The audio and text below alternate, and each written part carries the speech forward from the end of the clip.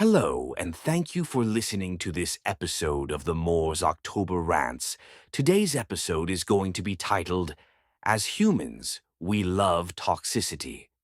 We've all encountered toxic relationships, whether personally or through someone we know.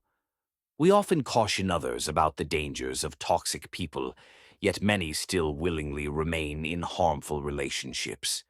Why? The answer may lie in human nature itself. There's an undeniable attraction to chaos. Just look at the TV shows we consume. Many are pure disorder. Jerry Springer, once infamous for its explosive on-screen fights, thrived on toxic drama. WWE wrestling captures choreographed aggression.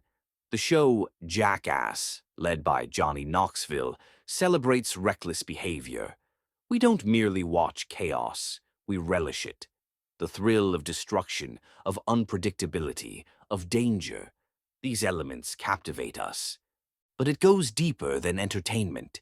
Toxicity infiltrates our personal lives, often disguised as passion or excitement. People knowingly enter relationships they recognize as unhealthy, convinced they can change the dynamic or drawn in by some irresistible force.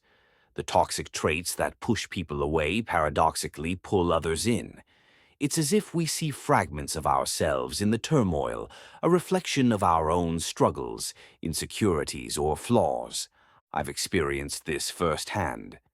Years ago, I spent time at a local barber shop, a communal hangout for many. The owner was charismatic but occasionally abrasive.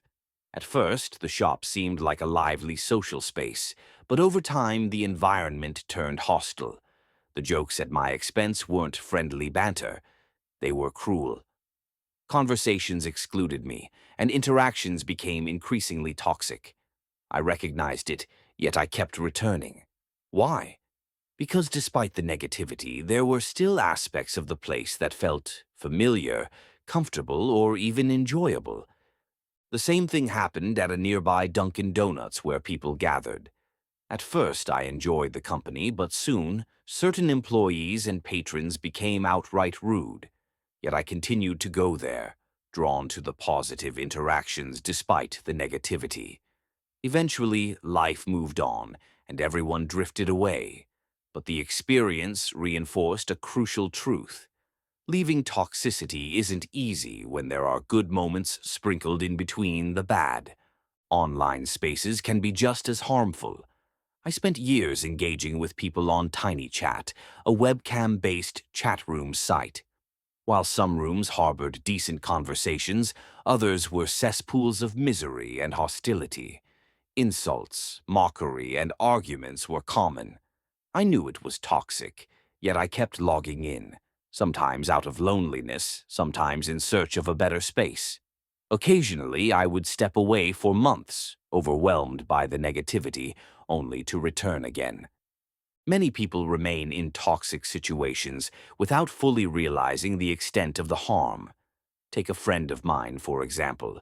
She's a talented musician and DJ based in Michigan.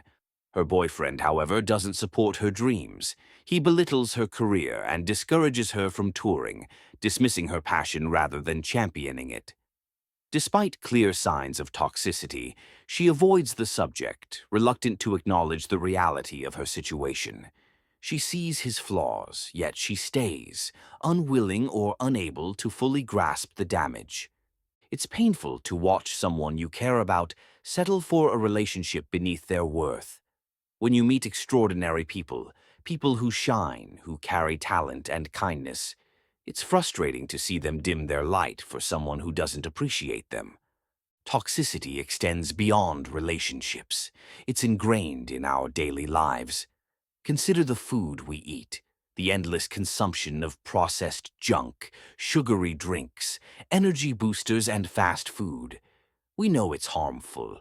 We know it wrecks our health. Yet we continue, driven by convenience or craving. This behavior mirrors our attraction to toxic relationships. We acknowledge the damage, yet we persist. Change requires effort. Walking away from toxicity, whether in relationships, habits, or environments, is harder than staying. Disrupting familiarity demands strength and commitment. It's easier to surrender to routine than to confront reality. And perception complicates the matter. What one person views as toxic, another sees as normal. A feminist may view rigid traditional gender roles as oppressive, while someone with conventional values may see them as perfectly acceptable. Some believe long-distance relationships are inherently unhealthy, while others thrive in them. Perspectives vary, and the definition of toxicity shifts depending on personal beliefs. The truth is, humans love toxicity. We live in a world of indulgence and destruction, whether through harmful relationships, reckless entertainment, or self-destructive habits. The cycle won't end anytime soon.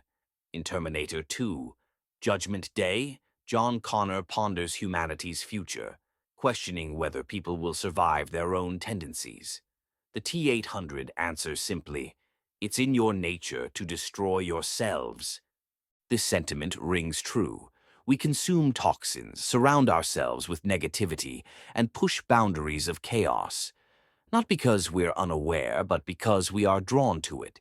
Some toxicity is mild, manageable. Other forms are dangerous, even life-threatening. I've read too many headlines about toxic partners who escalate their behavior to tragic extremes, taking lives, ruining futures. People will make their own choices no matter how destructive, and maybe, just maybe, chaos is woven into our DNA. Anyways, thank you for listening to this episode of the Moore's October Rants. Signing out. Have a good one, guys. Goodbye for now.